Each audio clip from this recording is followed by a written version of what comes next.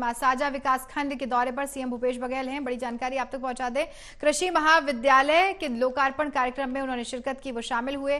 साथ ही कृषि महाविद्यालय में नवनिर्मित भवन का लोकार्पण उनके शुभ हाथों से किया गया है। वहां पर पहुंच करके उन्होंने लोकार्पण किया और भ्रष्टाचार के मुद्दे पर सीएम भूपेश बघेल ने बातें रखी, कुछ जमकर गरजे और बीजेपी पर सीएम बघेल ने पलटवार भी किया है।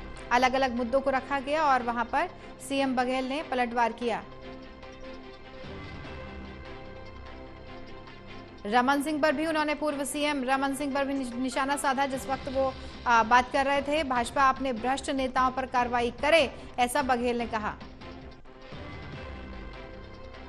इसी बारे में क्या कुछ कह रहे हैं सीएम बघेल, जरा सुनते हैं। क्योंकि रमन सिंह जी ने स्वीकार किया है कि 1 साल कमीशन खोरी बंद कर दो, उसके 30 साल राज करेंगे। कमीशन खोरी बंद नहीं किए और सत्ता से चले गए। 15 साल की सरकार 15 सीटें सिमट गई। तो अरुण साहु जी पहले अपने घर से शुरुआत कर ले। जितने कमीशन खोर हैं, जिसको रमन सिंह जी ने कहा है, उसके पहले उसके घरों में पहले क्या चलाना है वो चलाए भाई। और हम लोग को बुलडोजर वगैरह चलाने में विश्वास नहीं करते, कानून पे विश्वास करते हैं। कानून राज हमारे छत्तीसगढ़ में है और विधि सम्मत कार्रवाई हम लोग करेंगे, क्योंकि रमन सिंह। नीरज तिवारी हमारे सहयोगी जुड़े हुए हैं। नीरज, विकासखंड के दौरे पर सीएम बघेल पहुंचे थे, वहां पर तमाम बातों को उन्होंने रखा है। कैसा रहा ये उनका दौरा?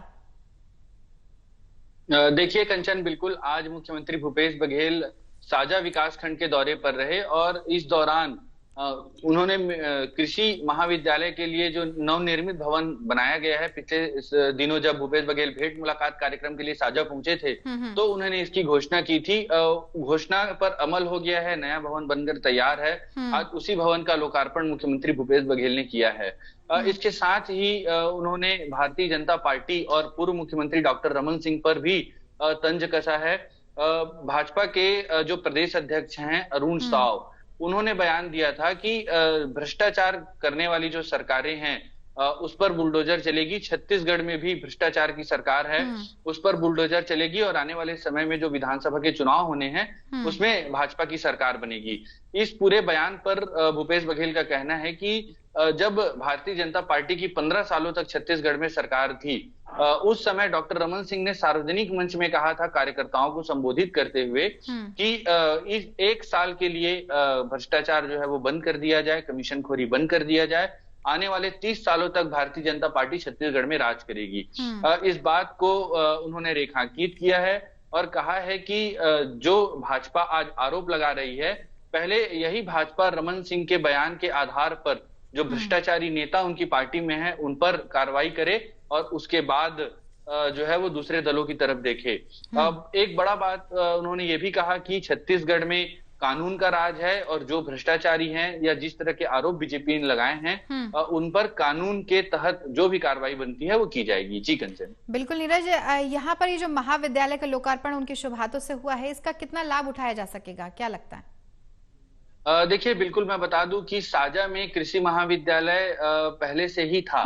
वहां पर छात्रों की संख्या बढ़ी, उसके साथ ही जो सुविधाएं बढ़ाई जानी थी उसकी मांग पिछले दिनों जब भेंट मुलाकात में मुख्यमंत्री साजा पहुंचे थे तो वहां पर बातें सामने आई थी। उसके बाद उन्होंने नए भवन की स्वीकृति दी थी और नए भवन में चूंकि छात्रों की संख्या बढ़ रही है, कृषि में छत्तीसगढ़ सरकार जो है वो अग्रणी है, धान का सबसे ज्यादा समर्थन मूल्य छत्तीसगढ़ सरकार दे रही है, तो इसलिए कृषि के क्षेत्र में अध्ययन को बढ़ाने के लिए सरकार ने इस नए भवन का की स्वीकृति पूर्व में दी थी और आज उसका शुभारंभ मुख्यमंत्री ने किया है। इस नए भवन में क्या खासियत रहने वाली है, क्या खास सुविधाएं लोग इनको मिलने वाली हैं?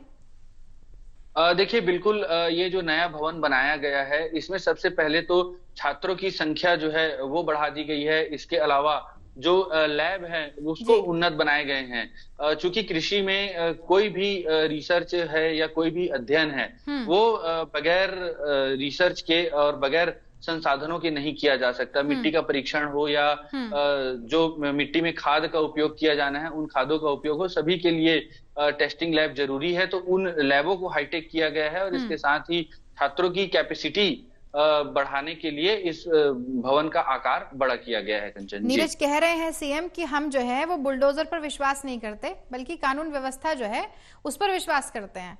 तो वहां पर कानून व्यवस्था कैसी है? देखिए, बिल्कुल मैं बता दूं आपको कि कानून व्यवस्था की बात मुख्यमंत्री भूपेश बघेल ने कही है। आज साजा के दौरे पर भी थे। साजा वही विकास खंड है जहां पिछले दिनों कर्फ्यू लगाना पड़ा था छत्तीसगढ़ सरकार को।